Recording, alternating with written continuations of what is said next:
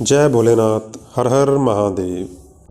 इसके बाद ब्रह्मा जी युद्ध खंड में शंखचूड नामक एक महावीर दानव की कथा सुनाते हैं। ब्रह्मा जी कहते हैं कि उनके जो पुत्र महर्षि मारीच थे, उनके पुत्र कश्यप हुए।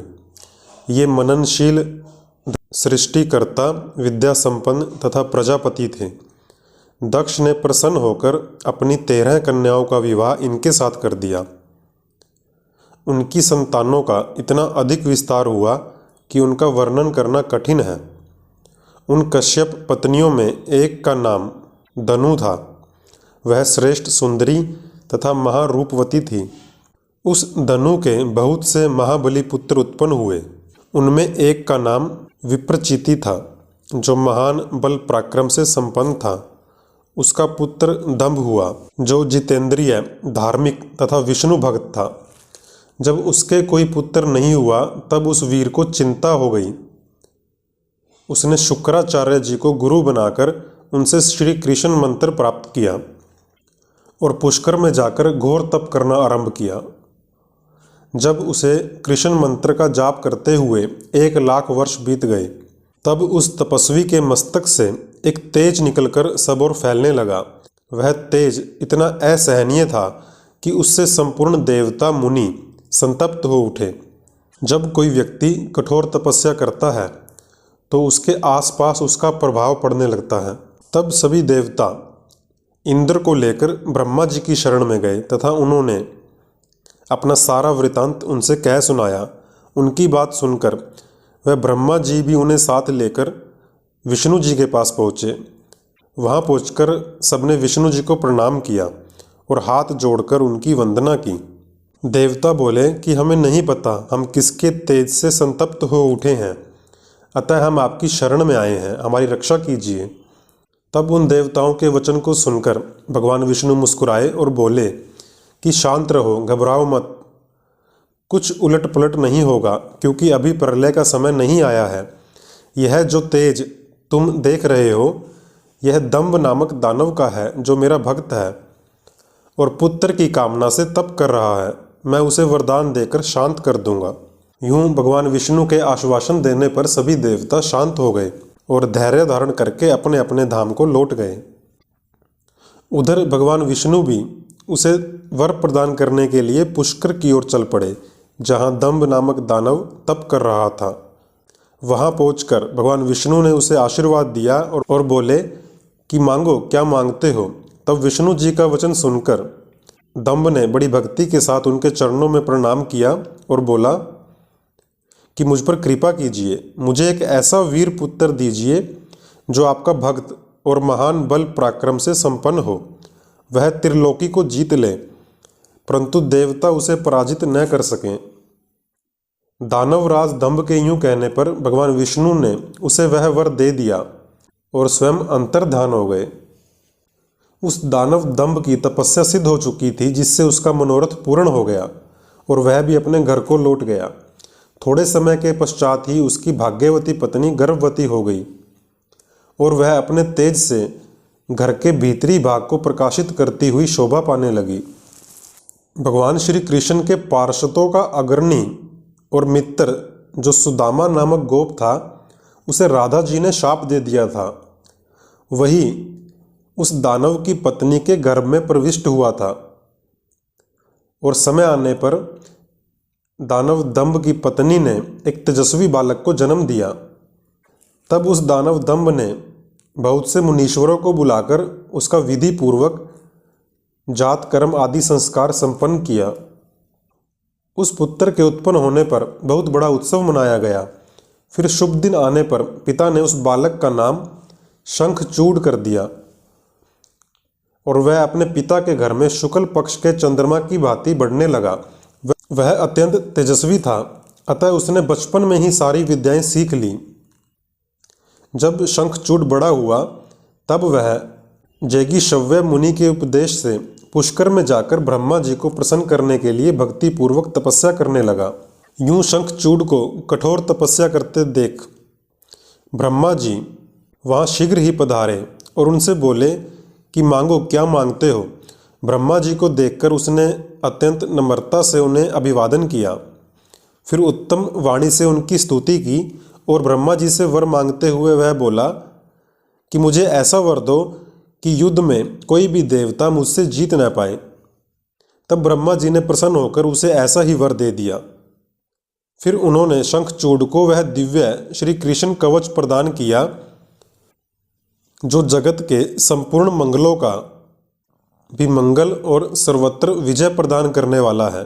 तब ब्रह्मा जी ने उसे आज्ञा दी कि तुम बद्री वन को जाओ, वहाँ धर्मध्वज की कन्या तुलसी सकाम भाव से तपस्या कर रही है, तुम उसके साथ विवाह कर लो।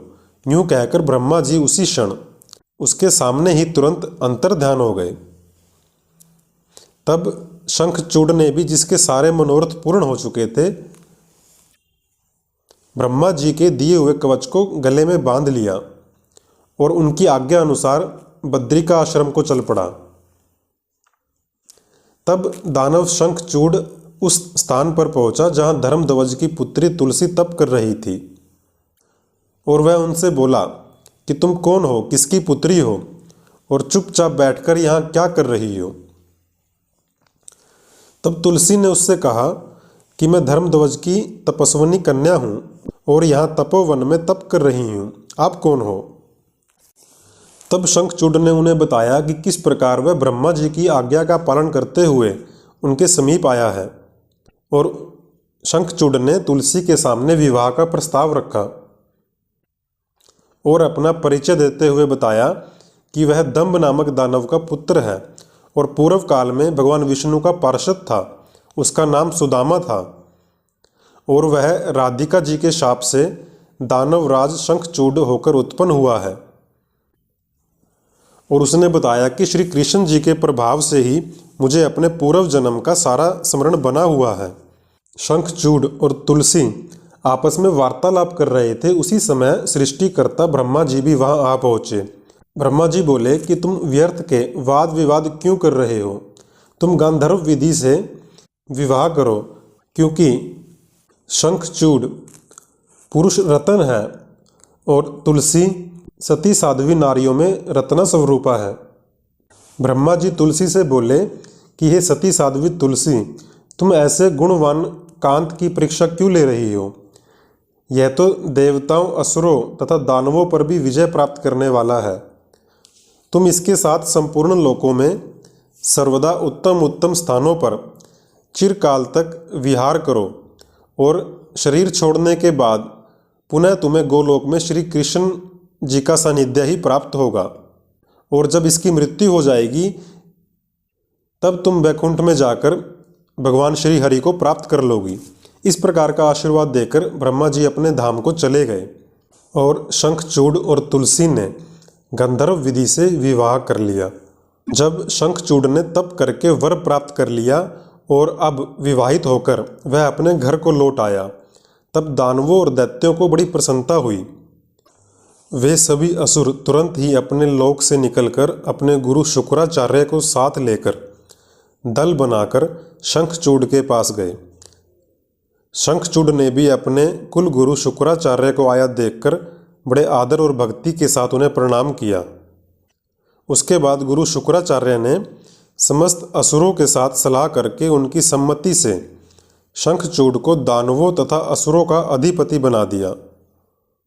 शंखचूड़ प्रतापी एवं वीर तो था ही, उस समय अधिपति बनने के बाद उसने अचानक से देवताओं पर आक्रमण करके वेगपूर्वक उनका संहार करना आरंभ किया।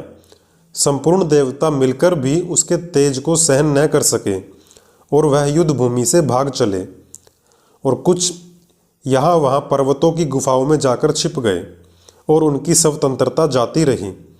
और उसके बाद शंखचूड़ ने संपूर्ण लोकों को जीतकर देवताओं का सारा अधिकार छीन लिया और वह संपूर्ण लोकों पर शासन करने लगा। स्वयं इंद्र बनकर अपनी शक्ति से कुबेर, सोम, सूर्य, अग्नि, यम और वायु आदि के अधिकारों का भी पालन कराने लगा। उस समय शंखचूड़ संपूर्ण देवताओं, असुरों, दानवों, राक्षसों, मनुष्यों का एकमात्र सम्राट था इस प्रकार शंखचूड़ ने कई वर्षों तक संपूर्ण भवनों के राज्यों का उपभोग किया। उसके राज्य में न अकाल पड़ता था, न महामारी थी और न ही अशुभ ग्रहों का प्रकोप था। पृथ्वी बिना जोते ही अनेक प्रकार के धान्य उत्पन्न करती थी, अनेक प्रकार की औषधियाँ एवं उत्तम फलों और रसों से युक्त थी। वृक्षों में सदा ही पुष्प और फल लगे रहते थे। देवताओं के अतिरिक्त सभी जीव सुखी थे, उन्हें किसी प्रकार का कोई विकार नहीं था। इस प्रकार जब शंखचूड़ शासन कर रहा था, उस समय कोई भी दुखी नहीं था, केवल देवता दुखी थे। महाबली शंखचूड़ गोकुल निवासी श्री कृष्ण का परम मित्र सुदामा था। साधु स्वभाव वाला वह सदा श्री कृष्ण की भक्ति में ही निरत रहता था। पूर्व शापवश उसे दानव की योनि में जन्म लेना पड़ा था, परंतु दानव होने पर भी उसकी बुद्धि दानवों के जैसी नहीं थी। उसके बाद जो राजा और देवता अपने राज्य से हाथ धो बैठे थे, वे सभी एकत्र होकर ब्रह्मा जी की सभा में गए और वहां जाकर उन्होंने ब्रह्मा जी का दर्शन किया और फिर उन्होंने अपना सारा वृतांत कह सुनाया। तब ब्रह्मा जी सभी देवताओं और मुनियों को साथ लेकर वैकुंठ लोक विष्णु जी के पास गए। उनकी सारी बात सुनकर विष्णु जी बोले कि गोलोक में मेरे ही रूप श्री कृष्ण रहते हैं। श्री कृष्ण ने पहले से ही भगवान शिव के त्रिशूल से उसकी मृत्यु निर्धारित कर दी थी। इस प्रकार वह दानव अपनी देह का परित्याग करके दोबारा कृष्ण पार्षद हो जाएगा। इसीलिए तुम्हें ज़्यादा भय नहीं करना चाहिए। चलो हम दोनों शिवजी की शरण में चलते हैं, वे शीघ्र ही कल्याण का विधान करेंगे। यूं कहकर ब्रह्मा जी सहित विष्णु जी शिवलोक को चले। वहां पहुंचकर सभी ने शिवजी को प्रणाम किया और देवताओं ने उनके ऊपर आए हुए कष्ट के बारे में वर्णन किया। शिवजी जो सब कुछ पहले से ही जानते थे, वे बोले कि तुम लोग शंखचूड़ के द्वारा उत्पन्न हुए भय को सर्वथा त्याग दो। मैं शंखचूड़ का सारा वृतांत यथार्थ रूप से जानता हूँ। शिवजी बोले कि जो मेरा रुद्र रूप उत्तम पूर्ण रूप है, वह देव कार्य की सिद्धि के लिए ही प्रकट हुआ है। अतः तुम लोग अपने अपने स्थान को लौट जाओ। मैं निश्चय ही शंखचूड़ का वध कर डालूंगा, इसमें तनिक भी संदेह नहीं है। उसके बाद शिवजी ने अपने दूत गंधर्वराज चित्ररथ को भेजा कि तुम जाओ और शंखचूड़ को एक बार जाकर समझाओ। उसने जाकर शंखचूड़ को खूब समझाया कि वह बिना युद्ध किए देवताओं को उनका राज्य लौटा दे, परंतु शंखचूड़ ने ऐसा नहीं किया। उसने कहा कि मैंने निश्चय कर लिया है कि महेश्वर के साथ युद्ध किए बिना न तो मैं राज्य ही वापस दूंगा और न ही अधिकारों को लौटाऊंगा। जब शिवजी के दूत चले गए, तब शंखचूड़ ने जाकर अपनी पत्नी तुलसी से सारा वृतांत कह सुनाया कि किस प्रकार वह युद्ध करने के लिए तैयार है। तब उनकी पत्नी तुलसी ने उन्हें समझाते हुए युद्ध न करने की सलाह दी, परंतु शंखचूड़ नहीं माना, क्योंकि दानवराज शंखचूड़ को अपने पिछले जन्म का पूर्ण वृत्तांत ज्ञात था। क्योंकि वह तो भगवान शिव के त्रिशूल से मृत्यु पाकर अपने इस दानव रूप से छुटकारा पाना चाहता था, इसीलिए वह युद्ध करने के लिए शिवजी के पास गया। शिवजी ने एक बार फिर अपने दूत को भेजकर उसे समझाने की कोशिश की, परंतु वह नहीं माना। उसके बाद भगवान शिव ने अपने त्रिशूल से एक ही क्षण में उसे राख की ढेरी बना दिया और भगवान शिव की कृपा से दानवराज शंखचूड़ शाप मुक्त हो गया और दोबारा से उसे श्री कृष्ण के पार्षद रूप की प्राप्ति हो गई तथा शंखचूड़ की हड्डियों से शंख उत्पन्न हुए और जिस शंख का जल शिवजी के अतिरिक्त समस्त देवताओं के लिए प्रशस्त माना जाता है, भगवान विष्णु और लक्ष्मी जी को तथा उनके संबंधियों को भी शंख का जल विशेष रूप से अत्यंत प्रिय है, किंतु शिवजी के लिए नहीं। इस प्रकार शंखचूड़ को मारकर शिवजी अपने गणों के साथ प्रसन्नतापूर्वक शिवलोक को चले गए और भगवान विष्णु ने भी वैकुंठ के लिए प्रस्थान कर लिया और सभी देवतागण अपने अपने लोक को चले गए। यह कथा सुनकर नारद जी ने ब्रह्मा जी से कहा कि शंखचूड़ जिसे इतने वरदान प्राप्त थे उसका वध किस प्रकार हुआ। तब ब्रह्मा जी बोले कि उनकी पत्नी तुलसी एक पतिव्रता नारी थी, तो उसके रहते हुए कभी भी शंखचूड़ का वध नहीं हो सकता था। इसलिए उसके पतिव्रत को भंग करने के लिए भगवान विष्णु शंखचूड़ का रूप धारण करके उसके पास गए। जब तुलसी ने देखा कि उनके पति आए हैं जो कि भगवान विष्णु थे, वह उन्हें पहचान नहीं पाई और तुलसी ने अपने पति के रूप में भगवान विष्णु का पूजन किया। लेकिन जब बाद में तुलसी को संदेह हुआ कि यह मेरे पति नहीं है, तब तुलसी ने भगवान विष्णु को श्राप दिया कि तुमने मेरा पतिव्रत्य नष्ट किया है। इसका मतलब यह है कि मेरे पति शंखचूड़ अब इस दुनिया में नहीं रहे। मेरे पति शंखचूड़ निश्चय ही मारे गए हैं। क्योंकि तुम पत्थर के समान कठोर हो, तुम्हें मुझ पर बिल्कुल भी दया नहीं आई, तो अब तुम मेरे शाप से पत्थर के स्वरूप ही हो जाओगे, अर्थात पाषाण स्वरूप हो जाओगे। उसके बाद विष्णु जी तुलसी को समझाते हुए बोले कि मैंने जो किया है वह तुम दोनों के लिए सुख कारक होगा। तुम्हें अपनी तपस्या का फल अवश्य मिलेगा। तुम्हारे पति शंखचूड़ अपना शरीर त्याग कर श्री कृष्ण यानी कि मेरे पार्षद हो जाएंगे और तुम भी इस शरीर को त्याग कर दिव्य देह धारण कर लोगी और लक्ष्मी के समान नित्य ही मेरे साथ वैकुंठ में निवास करोगी।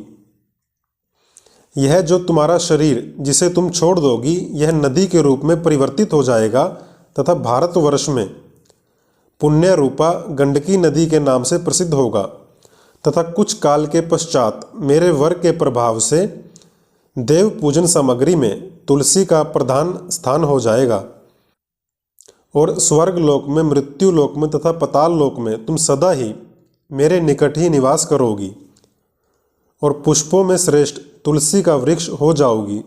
और तुम्हारे शाप के फलस्वरूप मैं भी पत्थर का रूप धारण करके उस गंडकी नदी के जल में निवास करूंगा तथा उस नदी में तीखी डाढ़ों वाले करोड़ों भयंकर कीड़े उस पत्थर को काटकर उसके मध्य में चक्कर का आकार बनाएंगे।